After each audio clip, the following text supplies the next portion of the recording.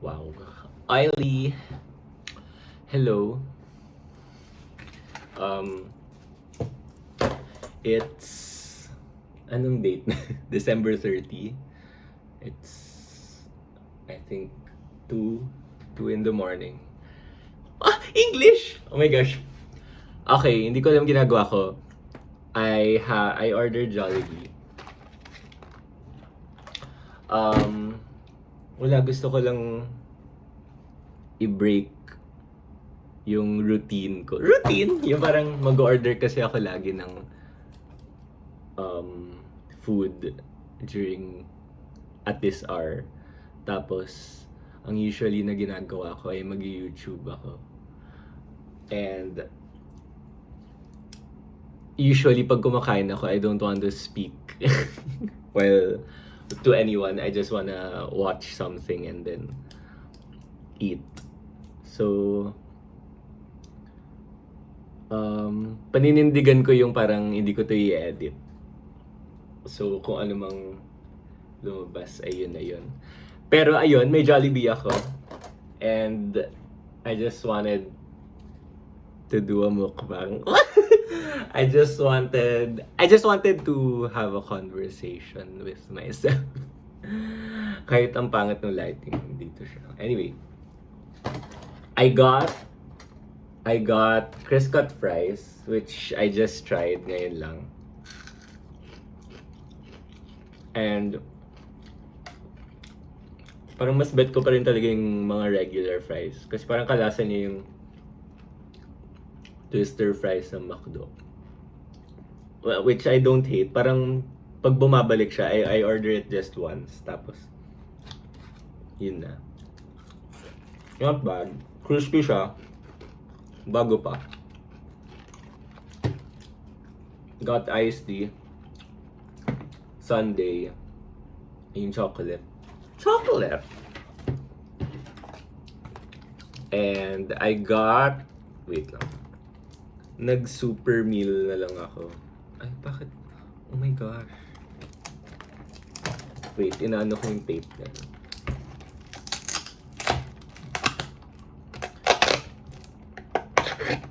I got the super meal, yung may burger, steak, chicken, spaghetti, and rice.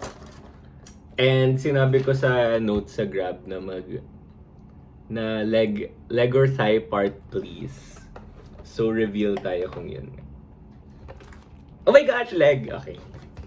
Pakita ko pa ba? Sige, try. Thumbnail. Okay. Ayun lang. Gusto ko sana magparang year-end reflections. Ayun. Madrama. Pero feeling ko knowing me, hindi siya... Pag nagsasalita ako, hindi siya masyado madrama. Sa writing ako nagdadrama. Anyway, yeah, let's talk. Let's talk.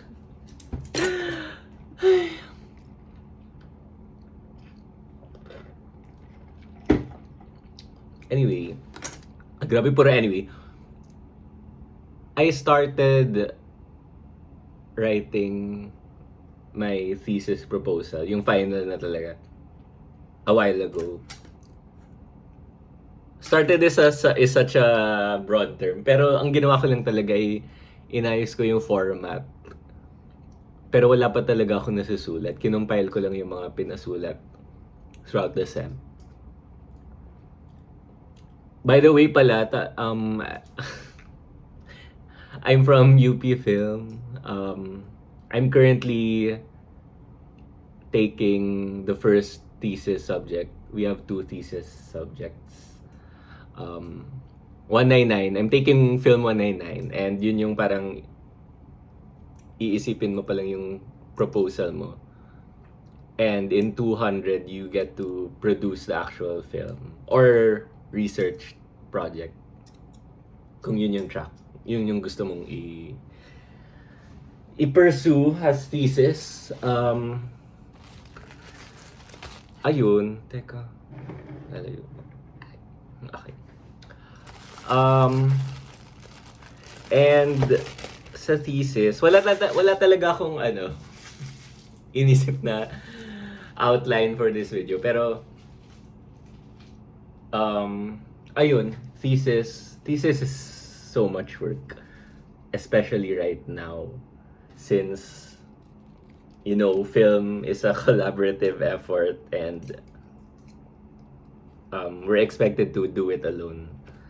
To do it not really alone, but like within the within your area. Wow, Blackpink. Ayun, parang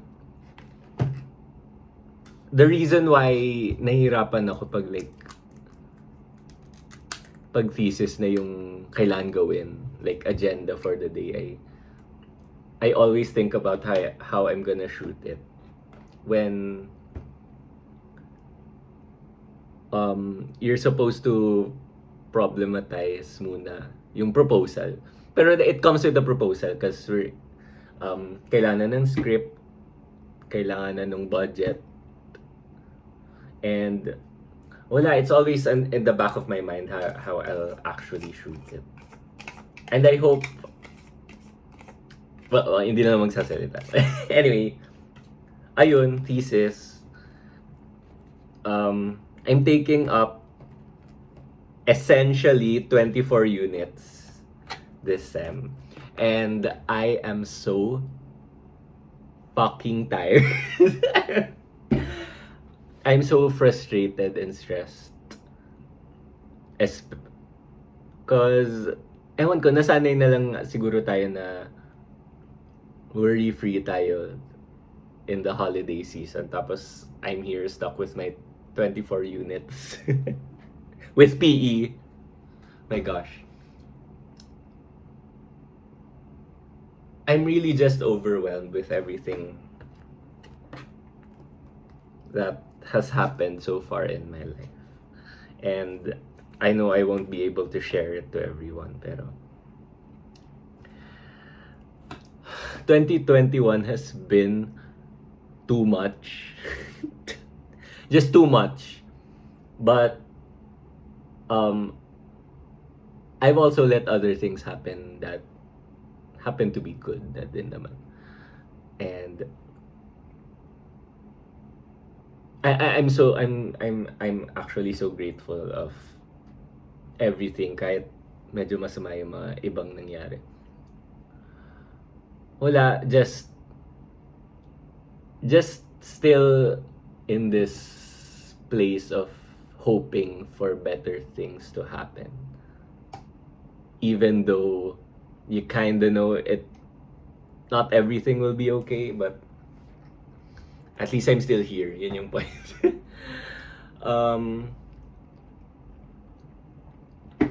I wanna reflect on things that I've accomplished. I've actually done a thread na sa Twitter. Na I look back to my accomplishments this year. Yung quote tweet na sikat, ewan ko. At yung una kong nilagay dun ay feeling ko one of really the major reliefs in my life.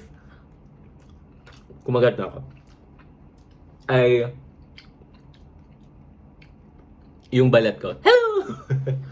Yung skincare situation ko.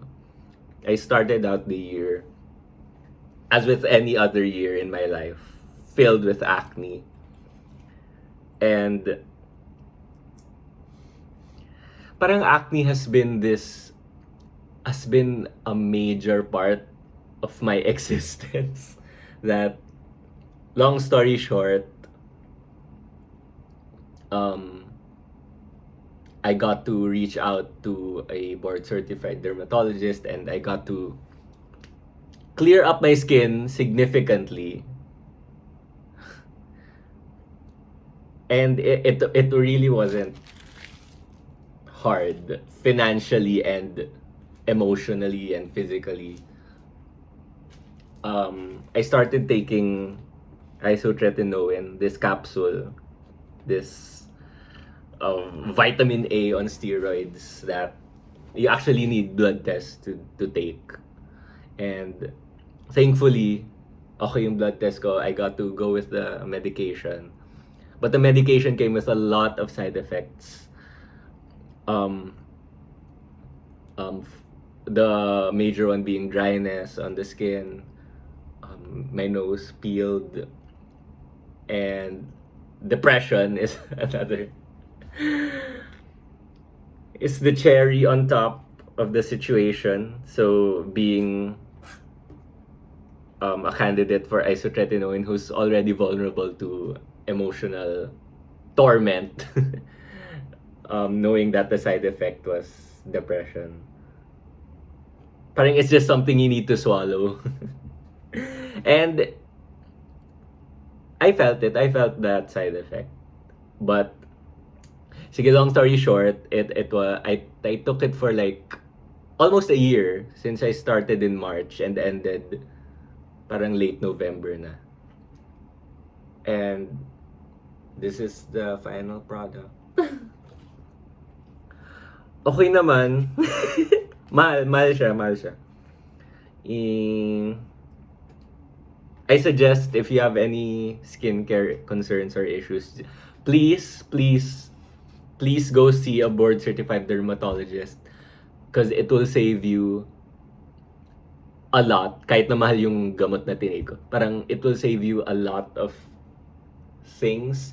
Because yung perspective ko dati ay, di ba biglang nag-boom ang skincare, and all of a sudden I kind of dismissed how connected siya sa dermatology, like the actual sciences behind things, behind your skin.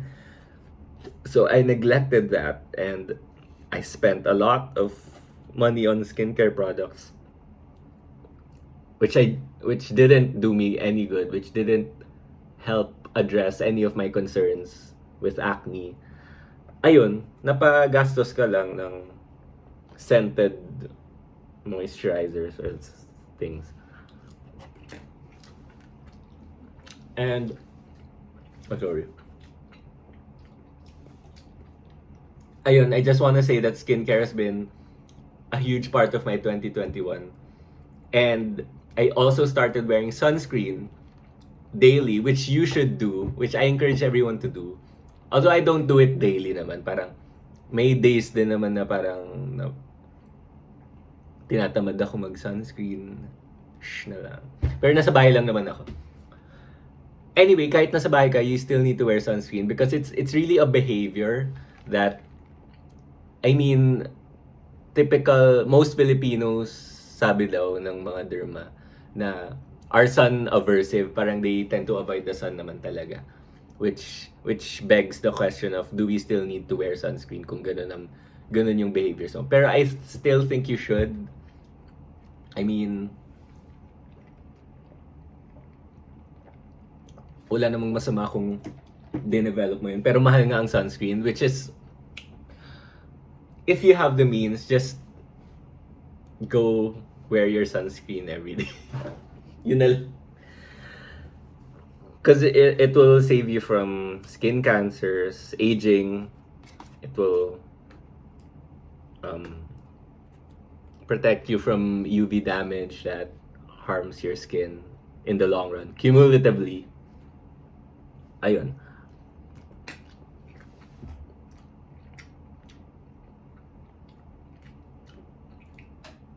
And last thing na lang on skin, parang I think we tend to neglect yung weight na akibat ng acne. And siguro thankful na lang din ako na nagkaroon ako ng acne because if I wouldn't have cared for my skin this way if I didn't have acne. Ayun, I hope sana hindi na bumalik yung acne ko kasi sabi daw minsan may mga cases na kahit nag-isotret ka na, babalik pa rin siya. Anyway, enough with skin. thank you, old skin, for being there. Ayun. Yun, very major yan. And siguro yung second na binanggit ko doon ay sa thread. Ay health. Well, wow, nagja-jollibee ako ngayon. Pero, ayun, I started going to a gym with my sister. And may mga times sa year na naging conscious ako sa kinakain ko. Pero wag niyo napansinin yung Jollibee ko ngayon since tao lang din naman ako. I started taking care of my health a bit. Not perfect, I must admit. Pero yung may consciousness, may awareness na not obsessive, pero like, oh, what I'm eating doesn't have greens. I'm not eating healthy today. Parang, just at the back of your mind, parang you're aware of what you're putting in. That's what I basically learned this year, na parang, I started watching Dr. Dre, Dr. Abby Sharp, dermatologist and nutritionist, respectively. Yung parang maging responsible, informed consumers lang tayo. Para hindi lagi tayo ginagago ng kapitalismo ng marketing industry.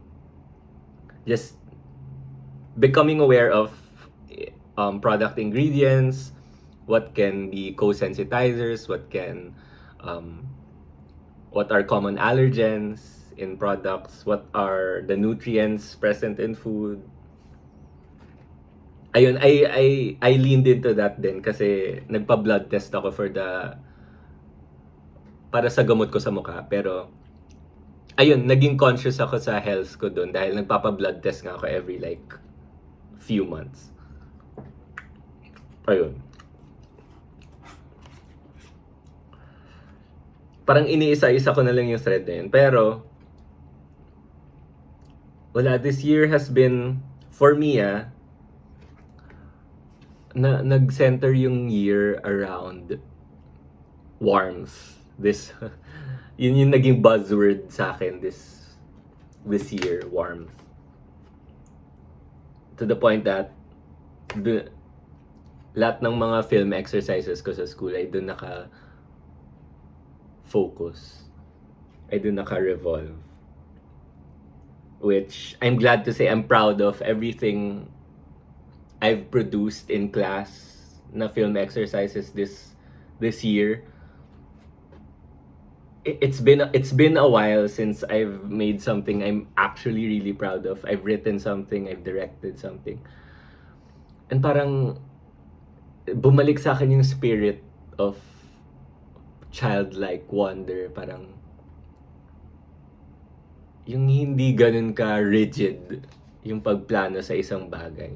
Parang just let the words flow out of me however they may appear to be, and just bank on them until you make something you're proud of. Ayun.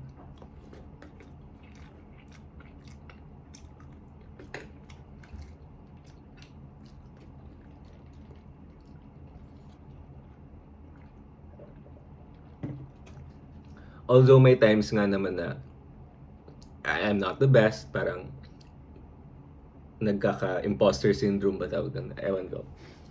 Ginagamit ko lang yun. Yung parang dinadoubt mo sarili mo because you put your worth on someone else's metrics. If that makes sense. Yung parang you don't have enough confidence to write something, to do something, just because you're worried that this is how others might feel, or this is how others already feel about the work you've already done. And parang nakaka-pressure siya. parang you tend to put yourself away from your art or your work muna because you feel a bit insecure about things. And it wasn't yung mga sinabi ko kanina, it wasn't something I realized agad. It took a year. It took a full year for me to realize things. And I don't wanna say it was necessary for me to feel like that just to come to this realization. Pero ayun, siguro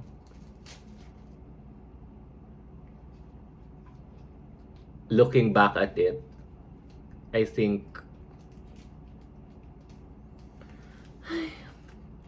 naging helpful na ma-feel ko yung mga ganong bagay.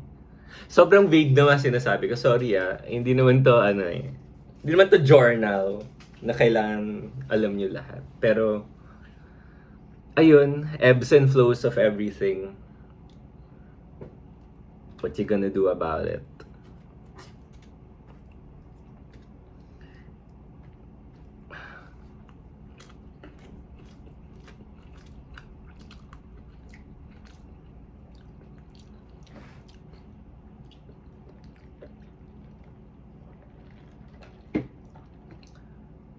I also had COVID this year.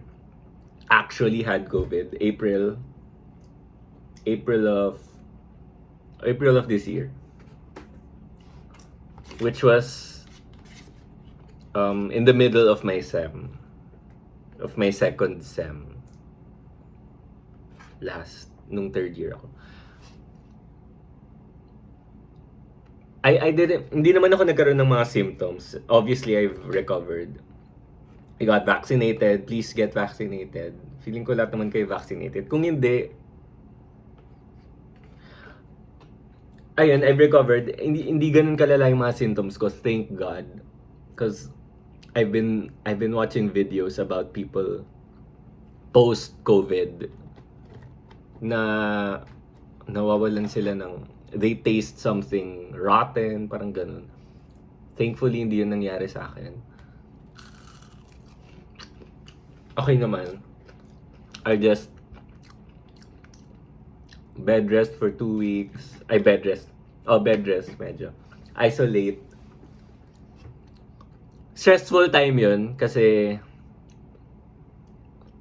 we only have some rooms in this house and not everyone can isolate. So people had to move out for some time. Because not everyone in this house had COVID.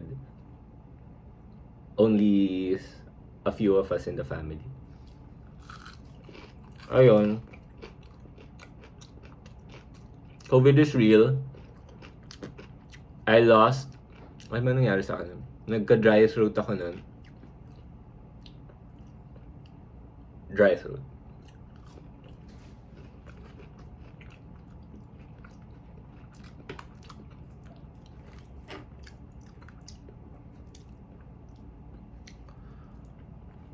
Kayo, anong mga ginawa niyo?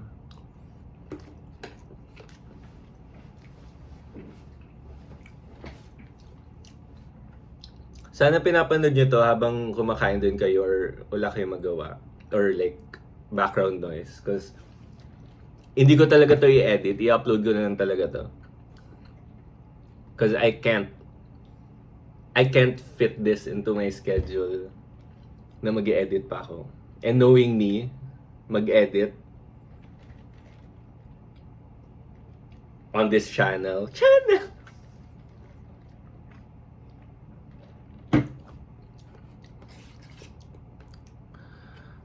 So, I don't wanna enlist expectations I have for myself in the new year. Because, gosh, expectations are just premeditated resentments. Anyway, parang grabe, I just wanna live.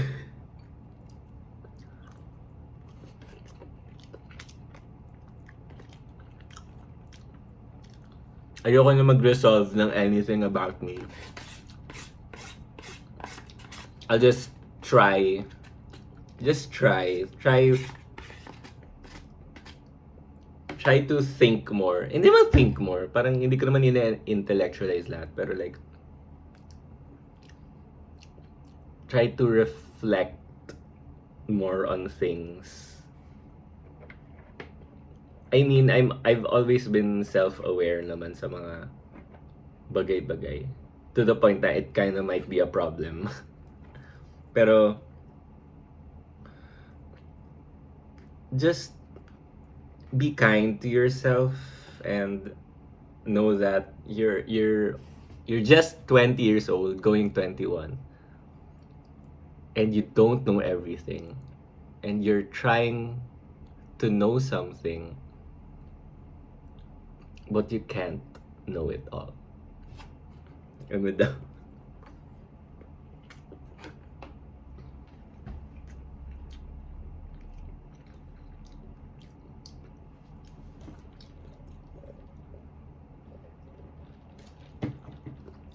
sana makagraduate ako.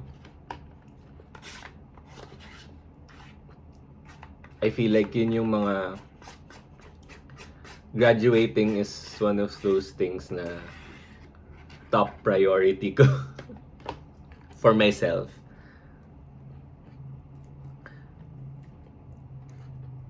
Just because I've already from the beginning of, from years prior to this, I've already set an expectation for myself to graduate on time. And actually, nakalimutan ko na plan ng mga subject na iti-take ko per sem, to the point na I'm overloading for my last 2 sems in college with 21 units each. Kaya lang ako may 24 units ako ngayon. Kasi may INC ako from last year that I have to complete this sem so that it doesn't lapse.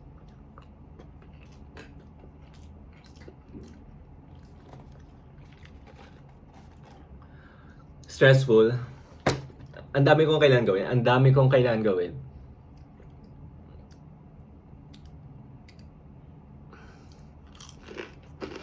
You know.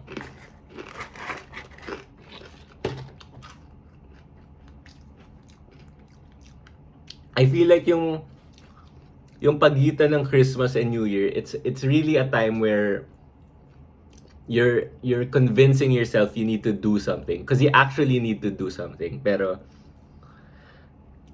it's like that time frame is a vacuum that sucks out any source of inspiration and motivation, and it's like you're meant to not know the time and space you're in. Ayun.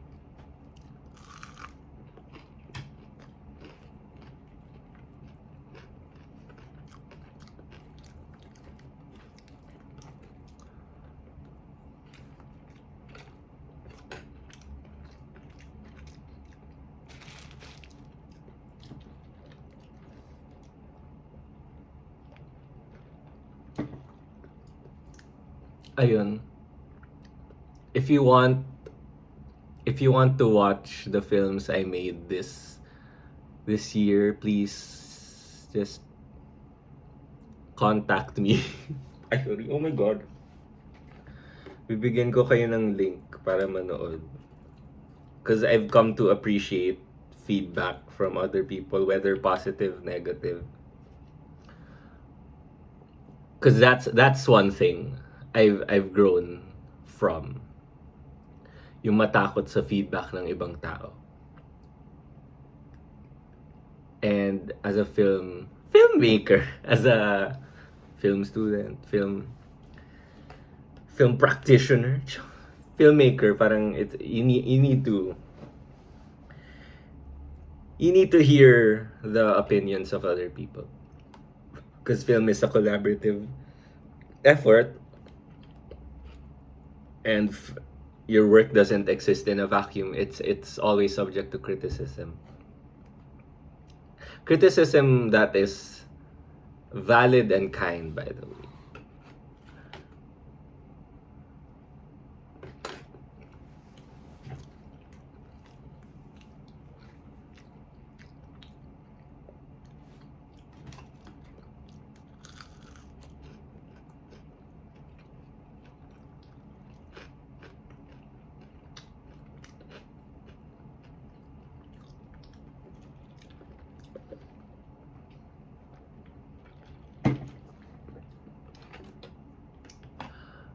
Spaghetti na ako.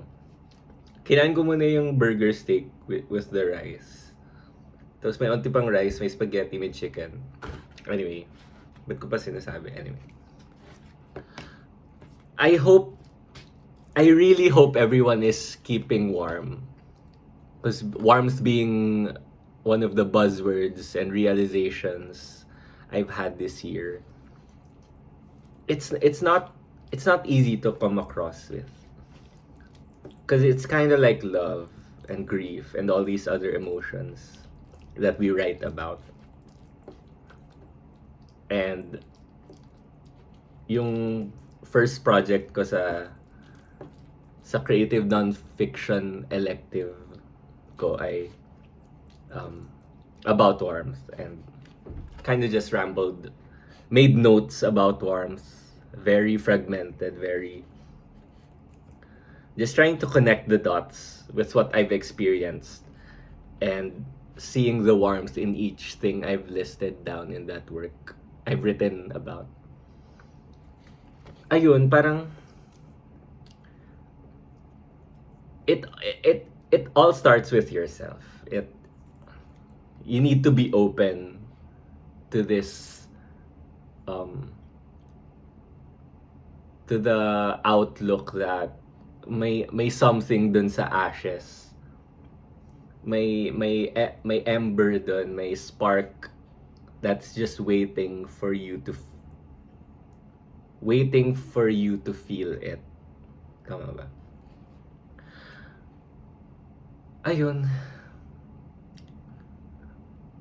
Wala, sobrang warmth can be anywhere talaga. Varying degrees of temperatures, varying ways.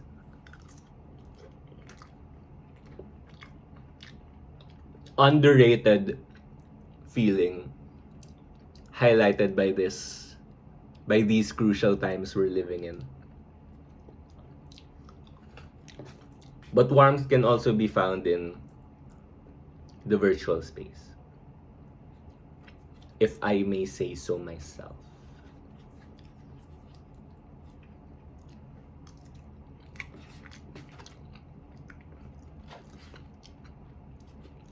If nanonood pa kayo, sana hindi kayo nabobore.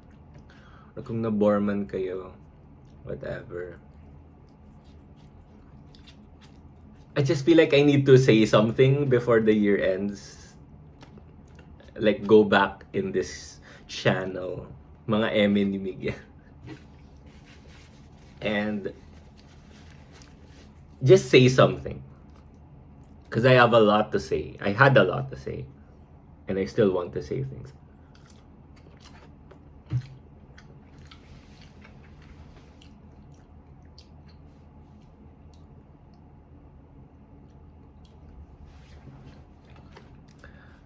I also registered to vote this year. Sinagad ko siya days before the deadline. I'm sorry for that. But I'm a registered voter. And if you are not yet, by some circumstance, even though you're of valid age, please register to vote the next time it opens. Or like, just make sure you're on the right side of history. It's not difficult to know whether you're on the right side. Although the right, sobrang nuance ng everything that Is there even a right side? Like, yeah, there's a right side, pero like, some opinions may clash about other information. Just make sure you're critical. Yun na lang. Oh my God. Make sure you're critical of the government, the the structures that you can't see, your place in the intersecting identities of the world. Think and feel more, yun na lang.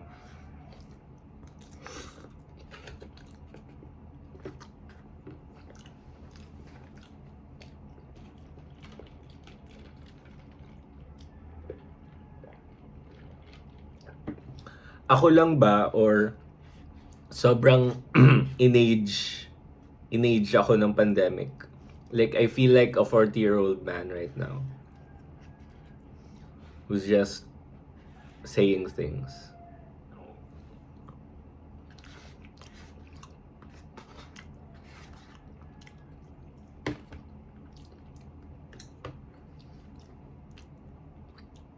Yun. Like, I really don't know how I was my 2019 old self. I just don't know who that person is. Let alone 2020. Parang, ganun ba kung like, nasa isa kang uncomfortable isolation or vulnerable exposure na parang tinatanda ka ng ganung klaseng setup ng mundo.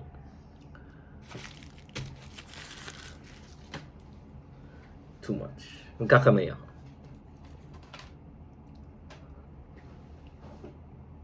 Thumbnail.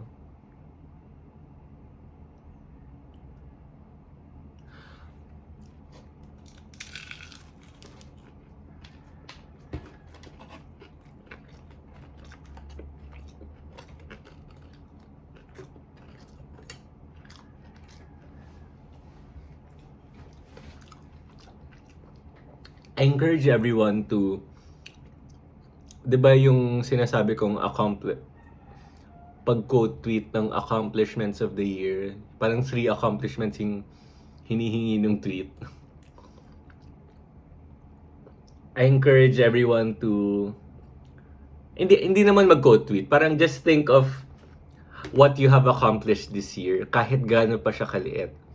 Like, I even cited registering to vote or like getting vaccinated, because in this world where there are anti-vaxxers for the most absurd reasons, getting vaccinated is such a big deal. It's such a big thing that we just need to think about what we've done, because you cannot not have 0 accomplishments. Parang it's impossible. You've accomplished something. You've lived. You're living today. Accomplishment. Ayun. Let's just be kind to ourselves. Because if you're not kind to yourself, don't expect the world to be kind to you. I don't know.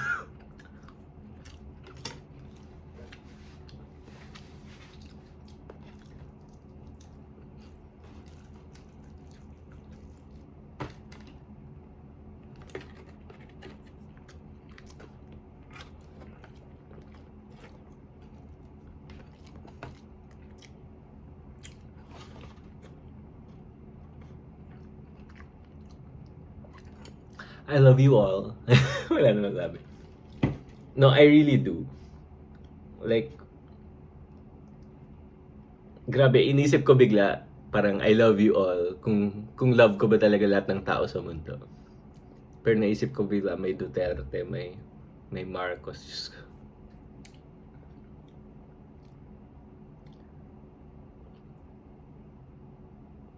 I love you all. Except those people. Hindi ko na alam. Ay. Please vote wisely. Vote intelligently. Vote. Don't vote for blatant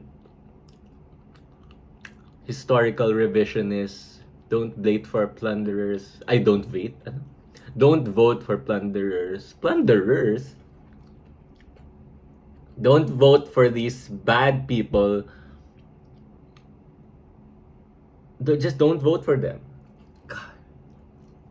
And I know there's not a lot of options. Sometimes. And it's hard to vote for someone who is this ideal candidate, perfect. But there's someone there you can vote for.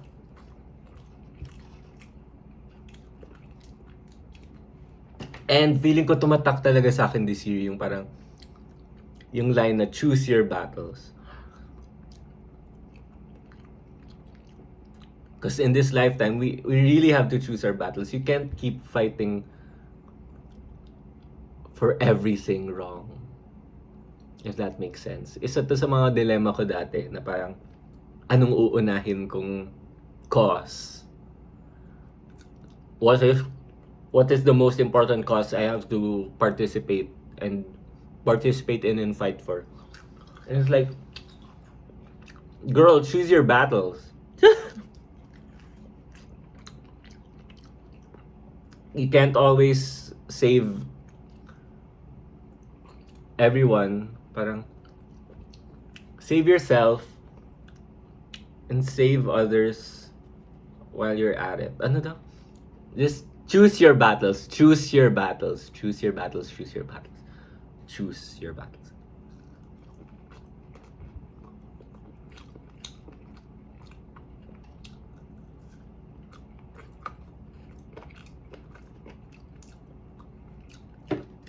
Choose your battles because this world, this year alone has taken so much from me, and I believe it's also taken so much from you.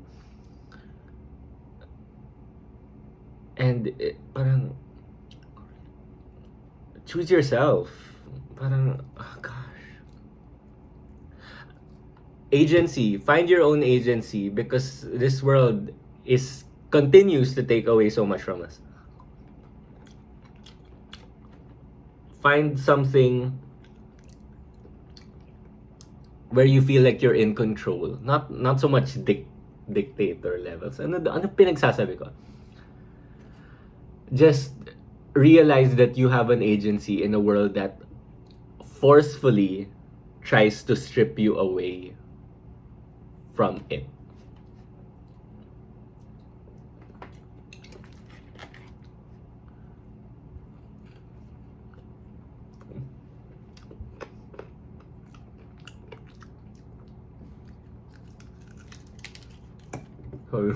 Ang dugyot. Ubusin ko ba to? Sa harap nyo? Feeling ko di na.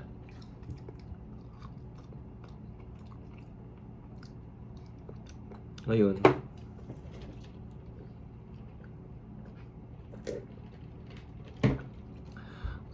Anyway, thesis proposal. I have to do that. I have to write for my creative nonfiction class tomorrow morning. Scheduled because group writing session siya. Tomorrow morning, later morning. Oh, God. I have a lot of things to do. And I really need to get off my phone. Because TikTok, Twitter, it's hard to break from it. Kahit na i-delete ko yung app, I always log into Safari. And hindi ko kaya mag-deactivate sa Twitter.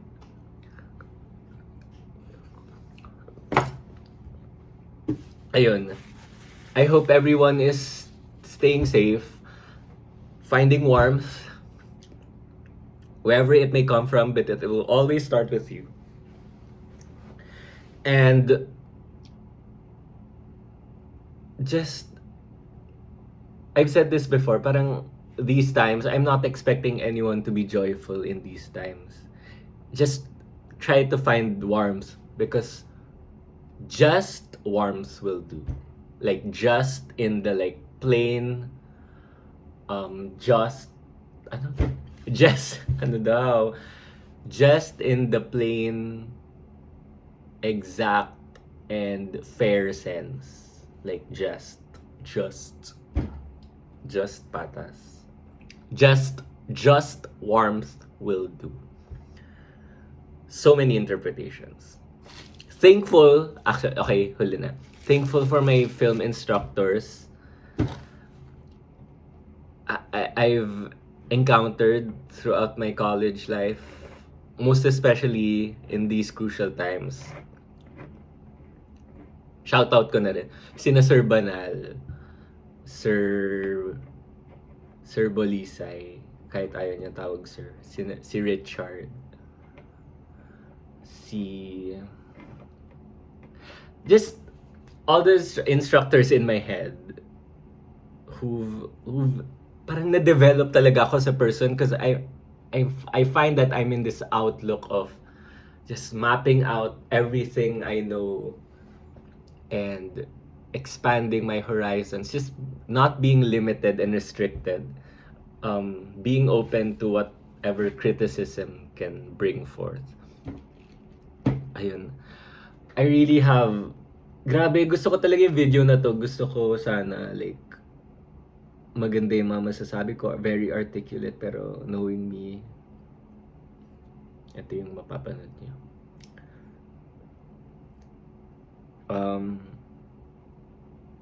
So, unprotective behavior, everyone. Mag-go 1 hour na to, 47 minutes actually. Take care of your health. Health being emotional, physical, mental, physiological. Just do it. Do whatever you need to do, whatever you can. Take care of yourself. Find warmth in everything. Don't confuse warmth for a scorching heat. Gusto ko lang talaga maging edgy na parang abstract, figurative. Gratitude. I've also realized that gratitude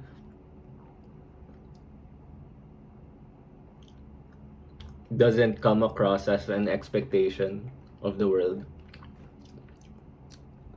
Pero be grateful. Be grateful for everything. Everything. Be grateful. Be warm. Keep warm. Ayan. Hindi ko alam kung tumitingin ako sa camera minsan, pero ayun.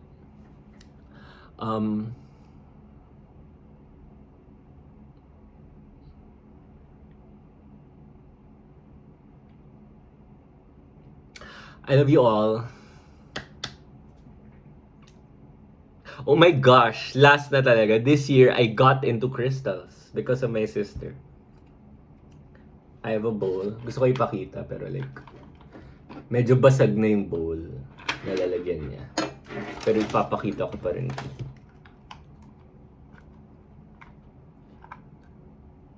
This isn't everything, but oh shit, mababasag na siya. Ayan. Crystals. Don't know if it makes sense. I'm very grateful. Oh my gosh, almost forgot. Very grateful. Lord's music has brought so much realization in my life this year. And if you don't like solar power, please don't talk to me. Also, Taylor Swift. God. Ngayon lang, around this time lang ako nakinig ulit sa Evermore. And sobrang, it's her best album. I don't know. Re-records. Oh my gosh. Fearless, Red. All Too Well 10-minute version, easily one of my favorite songs from her. Yun yung gusto. Masyado na ako maraming na-rant tungkol sa Red Taylor's version sa Twitter. I don't wanna repeat it pa. Baka sawa na kayo. Olivia Rodrigo, gosh. Sorry. Ang basic ko ba? Basic ba yung mga pinapakinggan ko? I've listened to a lot of indie things. Hindi ko lang sinishare. Hindi ko lang. I started, nag-migrate ako sa Apple Music from Spotify. And conclusion lang, Spotify talaga the best. I'm just, libre kasi Apple Music sa AirPods. Tapos 6 months yun. Gusto ko lang sulitin. Anyway, Spotify is still the best. Although, share kasi kami ng ate ko sa Spotify. So, hindi ko alam kung yung year-end, ano yun, Wrapped. Usually, yung ate ko yun and ako, nag-merge yung mga lumalabas doon. Anyway. Ano pa, grabe, ang dami kong gustong banggitin. Habol. Siguro I'll end this on this. This year, na-meet ko ulit yung mga friends ko. In person. And I got to make new friends. Like, even in the virtual space. Also meeting them. And isa yun sa mga nagpa-realize sa akin na warmth is anywhere. Ayun. I hope everyone welcomes the new year with love, light, and warmth. I hope if you're not feeling the best, just know that just warmth will do. And if you're watching this, I'm pretty sure I'm proud of everything you've done so far in your life. And I hope you reach, I hope one day, hindi mo, mafe-feel mo na lang na hindi, naiyak ako. I hope one day mafe-feel mo na lang na hindi na pala ganun kabigat yung dinadala mo sa buhay. And that's the power of warmth. It just brushes on your shoulder one day and you feel that everything is okay for once in these crucial times, this godforsaken world. The weight doesn't always have to bring you down. It can be a comfortable companion. And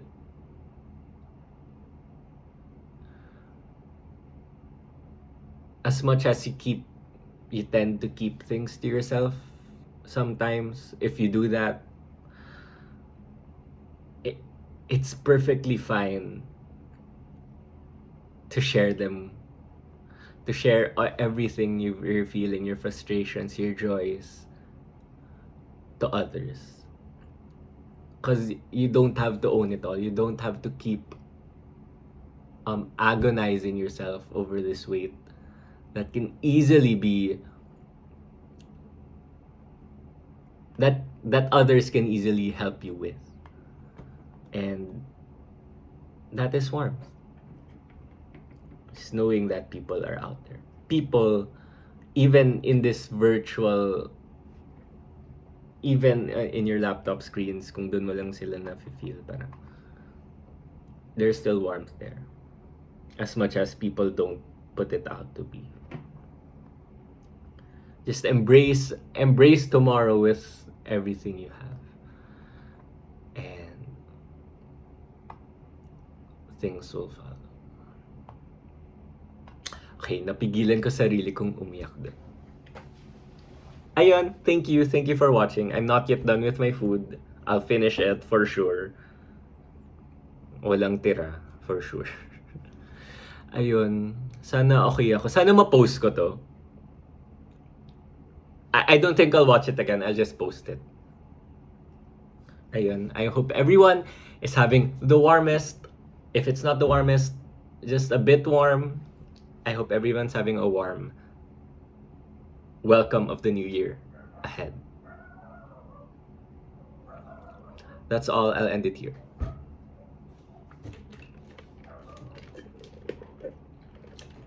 I-end ko sa balat kasi gusto ko. Bye-bye. Ayoko.